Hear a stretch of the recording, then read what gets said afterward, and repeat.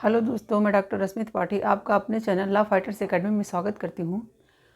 दोस्तों, आज के सेशन में मैं महिलाओं से जुड़ी हुई कुछ ऐसे अपराधों के बारे में बताऊंगी जो कि महिलाओं को स्वयं पता नहीं होता कि जो ये सब उनके साथ हो रहा है वो अपराध की श्रेणी में आता है कि नहीं, और उनको ये पता ही नहीं रहता कि जो ये अपराध की श्रेणी में अगर आ भी रहा है तो किस तरह से हम उसका उपयोग करके अपना बचाव कर सकते हैं या इसके लिए आवाज़ उठा सकते हैं।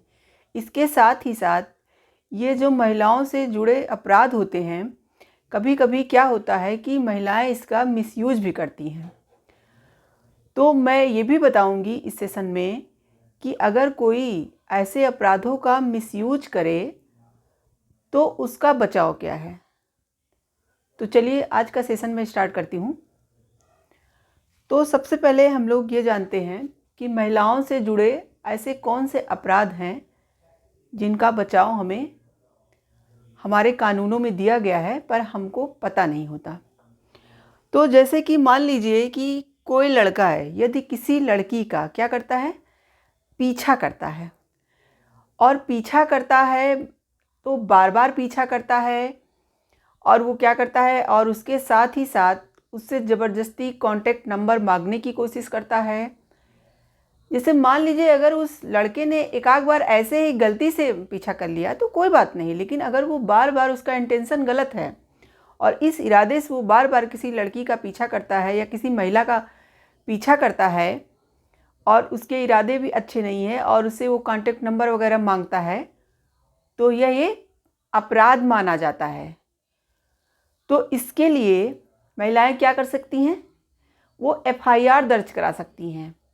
जब एफआईआर दर्ज कराएंगी तो इस तरह का अपराध अगर ट्रायल के द्वारा दोष सिद्ध कर दिया जाता है तो आईपीसी का जो सेक्शन 354D होता है, इसको उसमें स्टॉकिंग बोलते हैं। तो अगर दोष सिद्ध हो जाता है ट्रायल कोर्ट में तो उस पर्सन को, यानी जिस लड़के ने ऐसा काम किया है, उसे 3 साल का कारावास और फाइन भी देना पड़ सकता है। तो ये है मतलब महिलाओं से संबंधित पहला अपराध जो मैं आपको बता रही हूँ। और एक अपराध और है जो आमतौर पर देखा जाता है कि कोई जैसे इशारा करता हो किसी लड़की को, या सीटी बजाता हो, या इस तरह के कई गलत और काम करता हो जिससे महिलाओं को दिक्कत उठानी पड़ती है।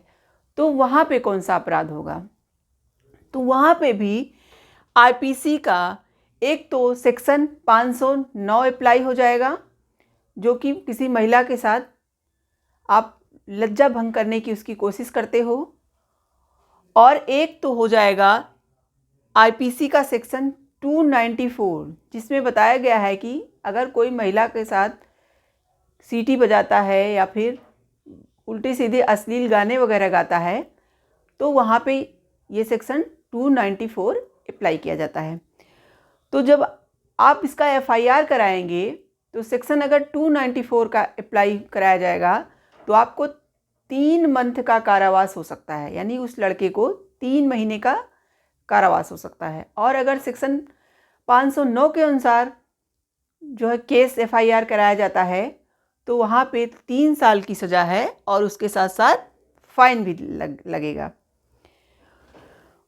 तो ये था महिलाओं के साथ होने वाला दूसरा अपराध। इस तरह के और अपराध हैं, जैसे कि एक है कि यदि ट्रायल रूम या मॉल में या बाथरूम में कोई लड़की कपड़े बदल रही हो तो कोई पर्सन उसे क्या करता है, देखता हो या फिर उसकी वीडियोग्राफी करता हो, तो ये भी बहुत बड़ा अपराध माना जाता है। तो इसके लिए भी महिलाएं एफआईआर करा सकती हैं, और इसके लिए आईपीसी का सेक्शन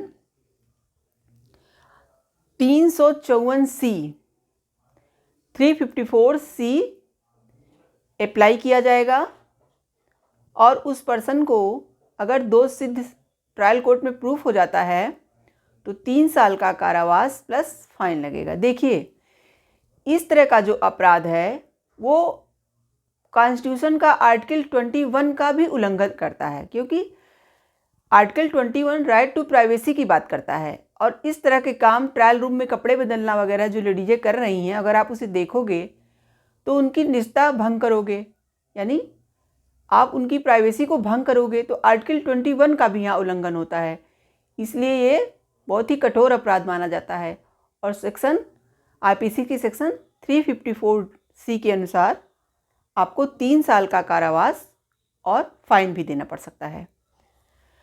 और हम लोग आमतौर पर ये भी देखते हैं कि किसी महिला को, जैसे कोई पर्सन, देखिए कुछ लोग ये भी नहीं जानते हैं कि अगर किसी महिला को कोई पर्सन प्रपोज कर रहा हो, तो मान लीजिए अगर वो पर्सन प्रपोज कर रहा हो तो जनरली अगर अपनी मन की इच्छा जाहिर करता है तो ऐसा प्रपोज करना कोई अपराध नहीं माना गया है। लेकिन अगर उसका प्रपोज करने का तरीका गलत है तो यह ज़रूर अपराध है। अब तरीका कैसे गलत?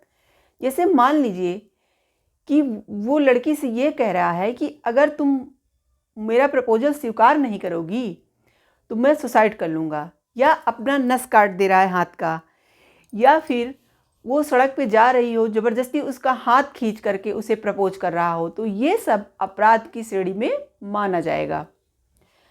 अब जैसे हम लोग बड़े शहरों में ज़्यादातर देखते हैं कि कपल्स लोग क्या करते हैं कि बसों, ट्रेनों आदि में अश्लील हरकतें करते हैं, तो क्या ऐसा भी अपराध माना जाता है? हाँ, हमारे भारत में इस तरह की हरकतें करने वालों को मतलब करने वाले पर्सन अपराधी माने जाते हैं, क्योंकि कहा गया है कि जो चीज़ें प्राइवेट जगह पे करनी चाहिए, अगर आप उसे पब्लिक प्लेस पे कर रहे हो तो इसे अपराध माना जाएगा। इसके लिए क्या होता है, आईपीसी का सेक्शन 294 अप्लाई होगा, जो कि क्या कहता है कि इस तरह की उल्टी सीधी पब्लिक प्लेस पे हरकतें करना अपराध है।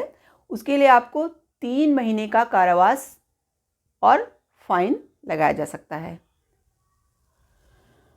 तो ये तो है महिलाओं से जुड़े अपराध, जिसको आम तौर पर अगर महिलाएं नहीं जानती हैं तो अपने ऊपर हो रहे अत्याचार का जवाब नहीं दे पाती हैं। और अगर कभी कभी ये भी देखा जाता है, अगर महिलाओं को अपने अधिकारों के बारे में पता भी है, फिर भी यह सोच करके डर जाती हैं कि अगर हम इसका एफआईआर कराएंगे तो पुलिस बार बार हमारे घर पे आएगी या हमें थाने में बुलाएगी और हमें परेशान करेगी। इन सब से बचने के लिए वो चुपचाप ऐसे अपराधों को सह लेती हैं, जबकि ऐसा नहीं किया जाता है। अगर आपने इन सब हरकतों के खिलाफ एफआईआर कराया तो पुलिस आपको नहीं बार बार बुलाएगी, आपको तभी बुलाएगी जब गवाही के टाइम आपको कोर्ट में पेश किया जाना होगा। बुलाया तो उस पर्सन को जाएगा जिसके खिलाफ आपने अपराध के लिए एफआईआर कराया हुआ है।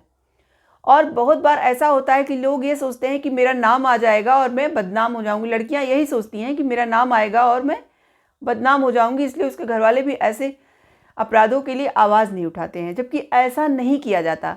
वहाँ पे ऐसे केसेस को, राज्य का केस है तो राज्य के अनुसार ही लगाया जाता है। जैसे जिस राज्य का केस है, यूपी का है तो यूपी के अनुसार बनाम करके लगाया जाएगा, उस पर्सन का नाम नहीं डाला जाता है। और उसके लिए सरकार आपको पुलिस तो अपना काम सरकार की तरफ से करती ही है, प्लस आपको वकील भी, सरकारी वकील भी दिया जाएगा उस केस को लड़ने के लिए। तो जिनके पास पैसे वगैरह नहीं रहते उनको सरकार अपनी तरफ से उनका केस लड़वाती है। तो ऐसे मामलों में लड़कियों को डरना नहीं चाहिए, महिलाओं को डरना नहीं चाहिए, इसके खिलाफ आवाज़ उठानी चाहिए। और इसके साथ ही साथ मैं अब एक बात और आपको बताना चाहती हूँ कि अगर आपको जो ये अधिकार कानून में महिलाओं को दिए गए हैं इन अपराधों से संबंधित, अगर इसके खिलाफ कभी कभी कुछ महिलाएं इसका मिसयूज भी करती हैं, जैसे कोई आपसी रंजिश है उसका फ़ायदा उठाने के लिए महिलाएं क्या करती हैं कि फालतू में केस करा देती हैं, एफआईआर करा देती हैं। तो अगर हमारे कानून में ऐसा कहा गया है कि जो झूठी एफआईआर कराता है उसके लिए भी सज़ा का प्रावधान है। ऐसा नहीं है कि आप मनमाना व्यवहार करिए। अगर आपको कुछ फ़ायदे दिए गए हैं तो अगर आप उसका मिसयूज करेंगी तो उसको भी, मिसयूज के लिए भी आपको अपराधी माना जाएगा और आपको भी कठोर सज़ा हो सकती है। जैसे कि अगर आपने झूठी एफआईआर कराई और किसी पुलिस वाले या किसी लोक सेवक से कोई उसके पावर को गलत मिसयूज कराया, तो वो जो लोक ऑफिसर होता है यानी लोक सेवक होता है या पुलिस वाला ही, वो आपके खिलाफ ही एफआईआर कर सकता है कि आपने झूठे जो एफआईआर कराए और हम लोगों का मिसयूज करवाया, पुलिस वालों से गलत काम करवाया। तो इसके लिए आईपीसी का सेक्शन 182 में पुलिस वाले या लोक सेवक आपके ऊपर ही एफआईआर कर सकते हैं और आपको सज़ा मिल सकती है।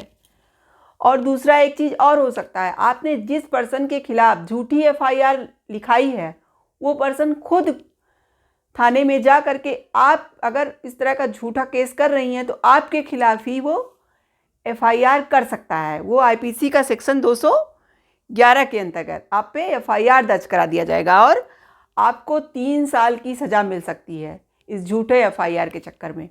और आपने अगर ऐसे केस का एफआईआर कराया जिसमें सज़ा ज़्यादा हो, यानी 7-8 साल की सज़ा हो, 10 साल की सज़ा हो, ज़्यादा सज़ा जिसमें हो, तो उसके लिए अगर आपकी एफआईआर झूठी है तो वो पर्सन जब अपना एफआईआर आईपीसी का सेक्शन 211 में कराएगा तो आपको जो ये 3 साल वाला हम बता रहे हैं वो आपको 7 साल तक सज़ा मिल सकती है। इसीलिए अपने अधिकारों का कभी मिसयूज नहीं करना चाहिए, क्योंकि हमारे कानून में जब हमको जो